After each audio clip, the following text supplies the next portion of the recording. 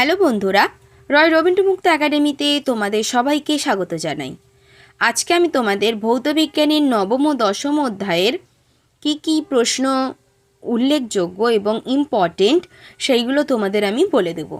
তো এর মধ্যে থেকে আশা করি তোমরা পরীক্ষায় কমন পেয়ে যাবে। তো কেউ স্কিপ করো না, ভিডিওটা শেষ পর্যন্ত দেখো। তাহলে চলো আজকের ভিডিওটা শুরু করি। প্রথমে আছে একটি বাক্যে উত্তর দাও। একের দাগে নাইট্রোজেন চক্রের পরিবর্তনে সৃষ্ট দুটি পরিবেশগত সমস্যার নাম লেখো। এক হচ্ছে অম্লবৃষ্টি ও গ্লোবাল ওয়ার্মিং। দুয়ের দাগে আছে একটি অ্যামাইনো ব্যাকটেরিয়ার উদাহরণ দাও। উত্তর হবে ব্যাসিলাস মাইকয়েডিস। তিনের দাগে জৈব ভূরাসায়নিক চক্রের প্রয়োজনীয়তা কী? জৈব ভূরাসায়নিক চক্রের কাজ হল পরিবেশের প্রয়োজনীয় মৌলগুলির ভারসাম্য রক্ষা করা। চারের দাগে আছে নাইট্রাস অক্সাইডের পরিমাণ বাড়ার প্রধান কারণ কী? যানবাহন থেকে নির্গত ধোঁয়া। পাঁচের দাগে আছে ডিনাইট্রিফিকেশন কী? নাইট্রাইট বা নাইট্রেট থেকে নাইট্রোজেন মুক্ত হওয়ার প্রক্রিয়া। তো বন্ধুরা, তোমাদের জন্য একটি গুরুত্বপূর্ণ ঘোষণা।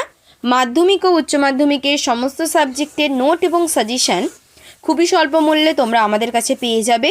তার জন্য আমাদের অফিসিয়াল নম্বর 9088283819 অথবা 8478037242 এই নম্বরে তোমরা যোগাযোগ করতে পারো।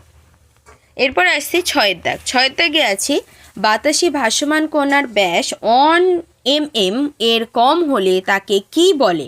অ্যারোসেল। সাতের দাগে আছে ধান খেতে উৎপন্ন দূষকটি কোনটি? মিথেন। আটের দাগে আছে ধূমপায়ী ব্যক্তিদের কোন রোগ বেশি হয়? ফুসফুসের ক্যান্সার। নয়ের দাগে আছে অ্যালার্জি সৃষ্টিকারী বস্তুগুলিকে কি বলে? অ্যালার্জেন। দশের দাগে আছে দুটি তেজস্ক্রিয় মৌলের নাম করো।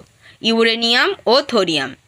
তো বন্ধুরা, তোমরা অবশ্যই চ্যানেলটিকে সাবস্ক্রাইব করে রাখবে এবং ভিডিওটা ভালো লাগলে একটি লাইক ও শেয়ার করে দেবে। এরপরে আসছি সংক্ষিপ্ত প্রশ্ন। একের দাগে আছে পৃথিবীতে হটস্পটের সংখ্যা কটি? ভারতে হটস্পটের সংখ্যা কটি?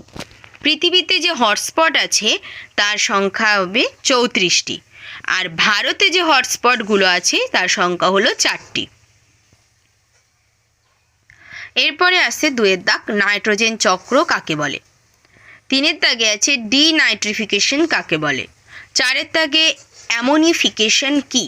এবং পাঁচের দাগে সুন্দরবনে লবণাম্ব উদ্ভিদ ধ্বংসের দুটি কারণ লেখো। এরপরে আসছে রচনাধর্মী প্রশ্ন। একের দাগে আছে জীববৈচিত্র্য রক্ষায় সাধারণ মানুষ কিভাবে অংশগ্রহণ করতে পারবে? দুয়ের দাগে আছে ভারতে ব্যাঘ্র সংরক্ষণের জন্য কি কি ব্যবস্থা করা হচ্ছে তা উল্লেখ করো। এটা কিন্তু খুব ইম্পর্টেন্ট প্রশ্ন। তিনের দাগে আছে জীববৈচিত্র্য হ্রাসের কারণ কি? তো এই ছিল তোমাদের ভৌতবিজ্ঞানের প্রশ্ন উত্তর।